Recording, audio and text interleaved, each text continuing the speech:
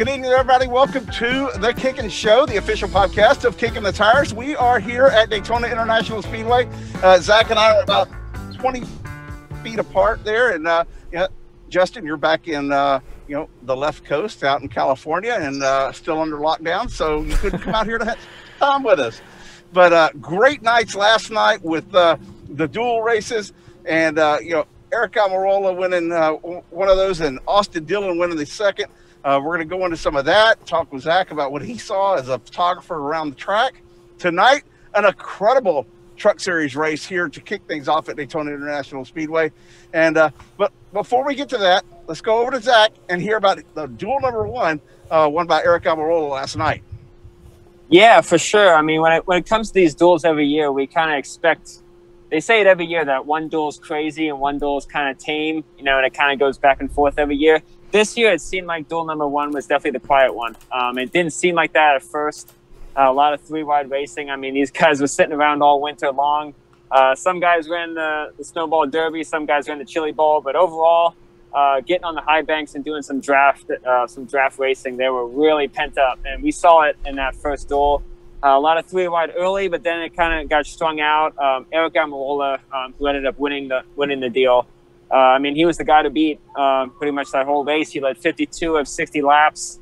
Overall, Ford really worked together really well. We saw Ryan Newman up there. Joey Logano nearly stole the win there on that final lap. But it was Almirola getting it. I mean, he qualified really well.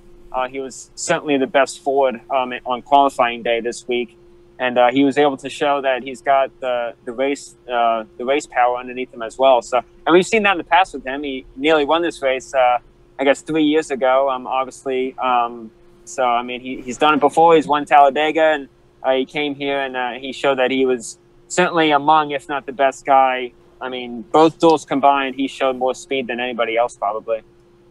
And then, obviously, in the second duel, Austin Dillon making a last-minute move, or last-second move, really, at the line to snag the win, the first win for Richard Childress Racing since Dale Earnhardt did it in the duels back, 20-something years ago. So, that's Austin Dillon very excited and talking about getting that dual win for his grandfather, for his team, and to put the three in victory lane in a Blue-Green Vacations duel that we had last night.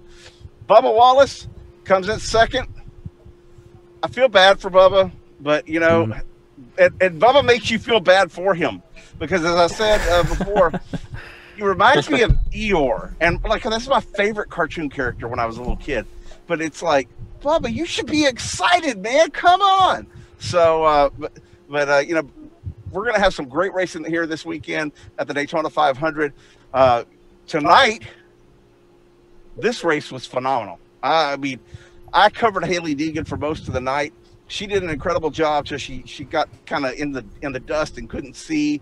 There was a bunch of dirt on the track from a previous wreck. She spun, damaged her truck, and ended up finishing the race a couple of laps down.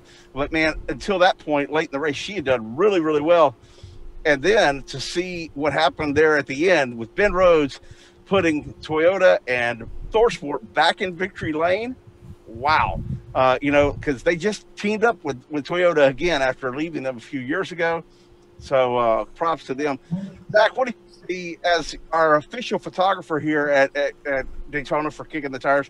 What were things like around the track? Smoky. At the end, we were all covered in smoke on that front stretch. A lot of crazy racing. As I said, we tend to see that with the Truck Series. When it comes to the 3 Series, that's probably the least likely to get strung out, to get single file. I mean, they tend to be fairly aggressive. And, I mean, I guess they didn't have much of an opportunity to get strung out. There were quite a few cautions throughout the day. I don't think we ever got more than, 15 laps, 10, 15 laps of racing. And that was really impressive to see. When it came down to the end, a lot of guys got torn up, of course, but I'm really surprised how far we went in without any significant big one until really the late stages. We saw Kyle Busch Motorsports with Drew Dollar and Chandler Smith. I mean, they were doing so well up front there. John Hunter Nemechek won a stage. GMS Racing kind of had their time out front. Really, when it came down to the end, it was ThorSport racing overall. You know, Enfinger was up there for a little bit, but it really came down to Matt Crafton pulling that big block in turn 3 and 4, and then obviously you know, Ben Rhodes making that huge move, kind of similar to what Austin Dillon did in the duel, but he was able to have just enough speed to get by. Corey Roper, man, I was too busy kind of shooting the back end of the field to catch any accidents, and someone spun on the backstretch. I look up and Corey Roper's leading the damn thing. I'm like, holy hell, it's getting crazy, you know. And then they end up crashing through the tri-oval, and I have no clue who won. I look up and Jordan Anderson was second. I'm like, what happened? He did it again. He finished second again, and it was nearly a 3-wide finish. I mean, definitely feel bad for Coy and Anderson, but I mean, Anderson had one of the best post-race interviews I've ever heard from him, and that's really saying a lot because he's a very bold guy who's so thankful. You know, he was not like a Bubba Wallace who was pouting, and Bubba had all he can. You know, if he's upset, he's a big critic on himself, and I love that. That means he's a winner and he wants to win. But with Jordan, I mean, he just comes from such a crazy background, and how much he's scratched and clawed, and he was nearly in tears last year. And now for him, 1 year later, to come back and do it again, I mean, it's like winning the lottery twice. You're like, what the hell? So he did a great job, and just what a crazy race overall. No time to really catch your breath, and wow, what a crazy finish. Once again. Well, in Anderson's case, I guess you're off by one number with the lottery 2 years in a row, right? Sure, yeah.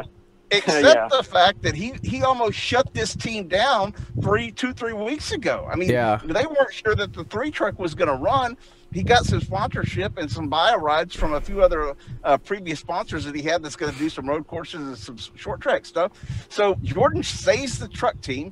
He funds his Xfinity team. He comes in second tonight. He thanks everybody here, including the janitor, basically, and it's like a fairy tale come true for Jordan Anderson.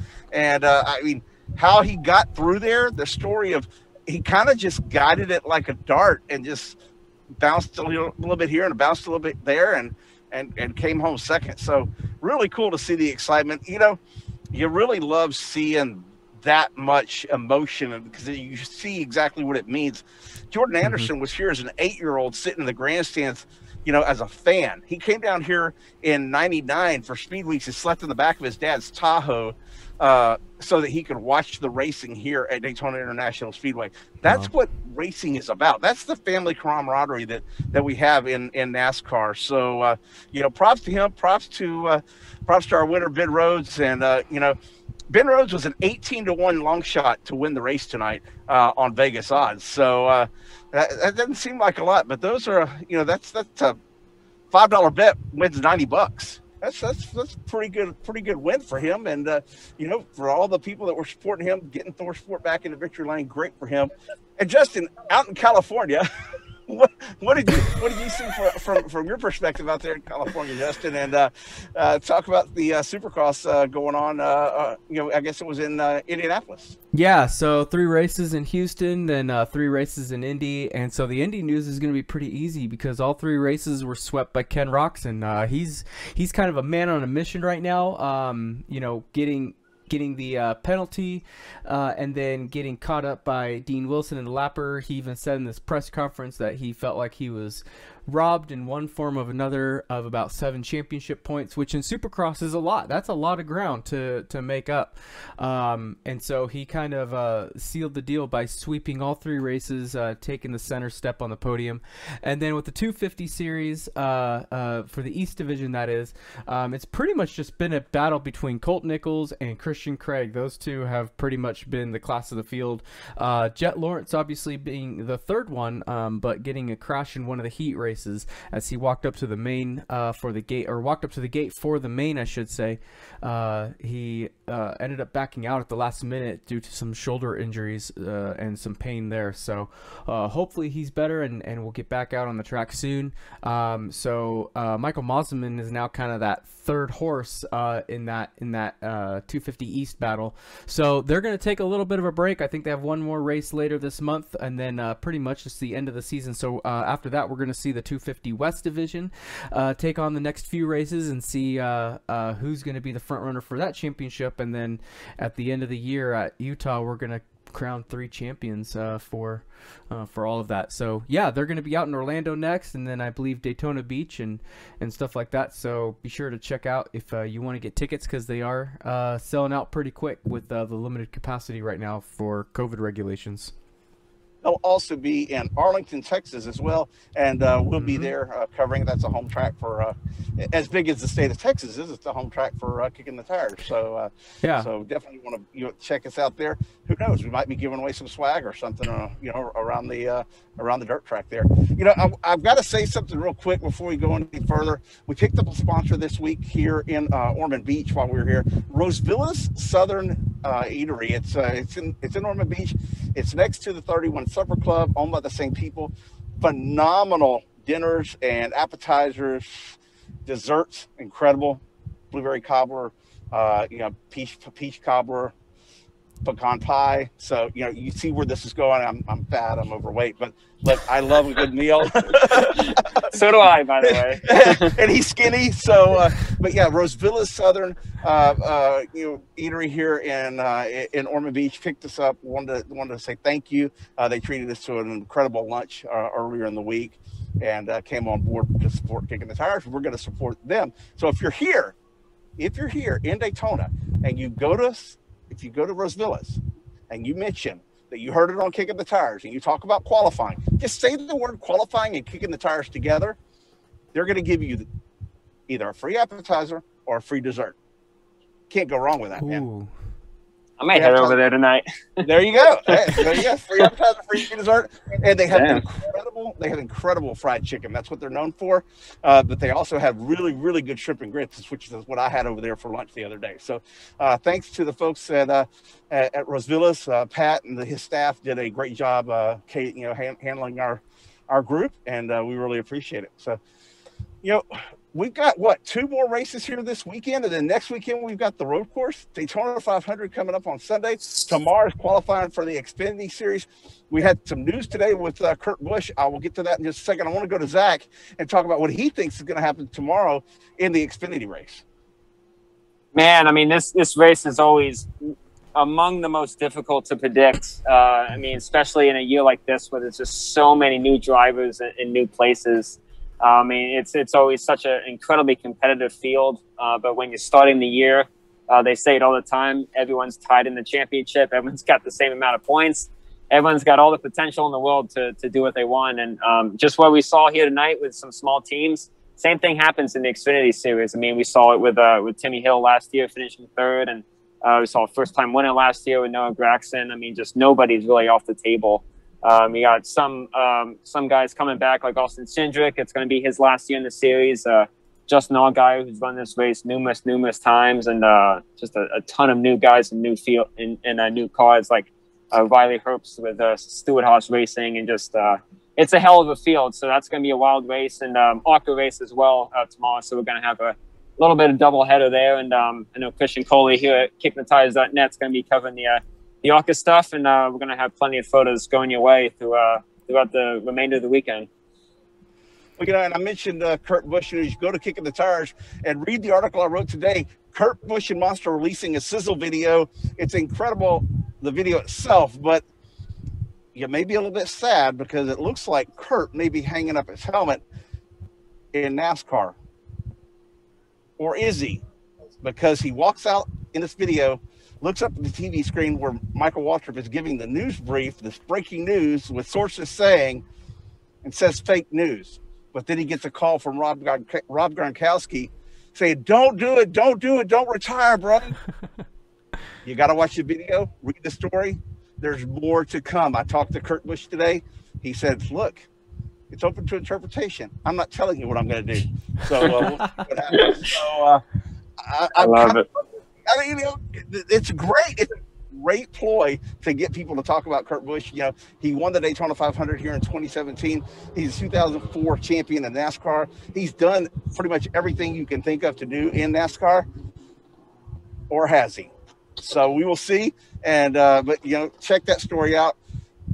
The 500 on Sunday.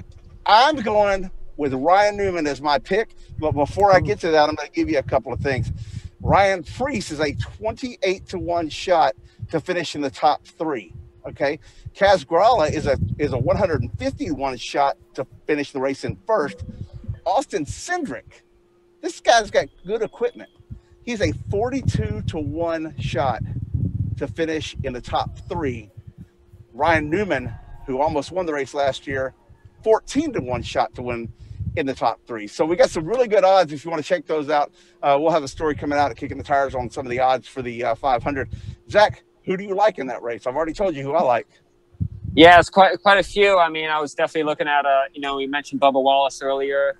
He definitely impressed me a lot. I mean, he qualified super well. He was quickest in the first practice, and then he goes out in the duel and nearly wins it. So, I mean, just overall, when it comes to the variety of skill set needed, I mean, he's really hard on himself. But, I mean, if that's him before he starts learning how to do this, I mean, he's going to be unstoppable when he gets it down. But, yeah, he's going to be, I feel like, a really good pick. He just has to time out those runs a little bit better and maybe ease back on the aggression early. I mean, it's a 200-lap race, and oftentimes it goes overtime, so you got to make it to lap 200. And I feel like Joey Logano really – I feel like he held back a lot in that opening duel. He was really – I mean, overall, Ford was helping each other, so it's kind of tough to see individual speed. But I feel like, he always brings just incredible pace here. On that same run with Ford, I mean, Brad Keselowski didn't impress me. He surprised me that he wasn't up front as much. He's another one of those guys who hasn't won this race yet, who's really shocked me because he's a 5-time Talladega winner. Joey's won Talladega a lot. He won the 500 6 years ago. So I definitely feel like it's going to come to the Ford camp. Ryan Blaney as well. I can't believe he hasn't won this race. You literally can't come closer than what he's done. So I'm probably going to stay in the Ford camp and probably going to give the edge to Joey Logano this year. Justin, what about you? I mean, I know they let y'all bet out in California. I've seen the casinos and all that stuff. So I know they do at least let you do that. I was gonna say I don't have the bet hair just yet because I keep it short. So, but yeah, I mean Zach's on it. We saw in both duels that even if the Fords were by themselves, they were in a class of their own. So you can't go too far from the Ford camp. Like he said, Ryan Blaney, look for Matt DiBenedetto. He was one that led a lot of laps, led the most laps actually in a couple of 500s before. So definitely a few there. And then a couple of others outside. You can't count out the Hendrick camp. I know Alex Bowman had the engine issues and most likely going to have to go to a backup car or at least get the motor replaced. And then Byron crashing in the second duel. Also most likely going to have to go to a backup, those two being on the front row. And then Kyle Larson, too, in that 5 car. He was quietly quick every single time that 5 car was on the track. So, and then, of course, everyone's favorite, at least the fans' favorite, last year's champion, Chase Elliott. So you can't count out the Hendrick camp. And then look at Austin Dillon all by himself, just finding a way around the 23 of Bubba Wallace there at the end. So those are kind of the ones I'm watching. And then, of course, Bubba Wallace out of the Toyota camp. He's really the one that I'm watching to see if he's able to do what, the dominance that he had in that second duel and see if he can carry that over into the 500 and put himself in a position to get Michael Jordan his very first win in his very first Cup race. And Michael Jordan, go ahead, Zach. Yeah, I just wanted to give a quick shout out to Kevin Harvick. He was one guy who I remembered, or I forgot to mention here. He was incredible in that duel. He was the one who gave Austin Dillon that shove going into 3 to get that win. He was probably among the most competitive or consistent guys up front throughout that whole race. And he's won it before, but it's been so long. It's shocking he's gone 14 years without winning it a second time. So keep your eye on Harvick for sure. He's got the experience and he's got the pace. He's good on the oval. It's just he can't do the road course very well. Oh yeah, that was not a good way to start, but he made up for it in the duel. I think he's over that now. Yeah. Yeah, before we go on to that, let's actually go to our managing editor, Summer Bedgood, as she kind of gave us some of her insight as to what she's looking forward to this season and some of her predictions for the playoffs this year. So I know this is going to be probably the popular answer, but I have to say it's mine as well. I am really looking forward to the Bristol Dirt Race for the Trucks and the Cup Series. Excuse me. I don't really know what to expect. It sounds like nobody really knows what to expect. Even some drivers were expressing some skepticism about how it would go, and if it would really be a good race, or if it would be kind of a shit show, or maybe it would be similar to Eldora. Nobody really seems to know, but that's the part that I'm really excited about, is we just really don't know what to expect. I personally am optimistic. I think it'll be fine. I think maybe it'll take a few laps for people to get their bearings, and we're going to see some drivers that aren't as accustomed to dirt struggle a little bit. But then I also think we're going to see drivers like Christopher Bell and Kyle Larson, who are dirt track aces, really pick it up fast and maybe kind of be the ones that everyone else looks to see how they adapt.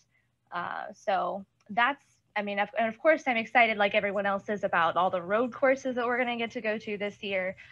Road course racing has really become some of the best racing we see in NASCAR anymore, but I do think that the dirt race is going to be the one that everyone has their eye on.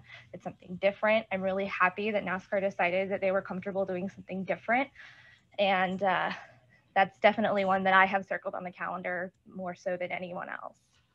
I hope so. I know that that's something I look forward to every year, is seeing the enthusiasm of some of these young drivers working their way up the ladder and finally breaking through in victory lane.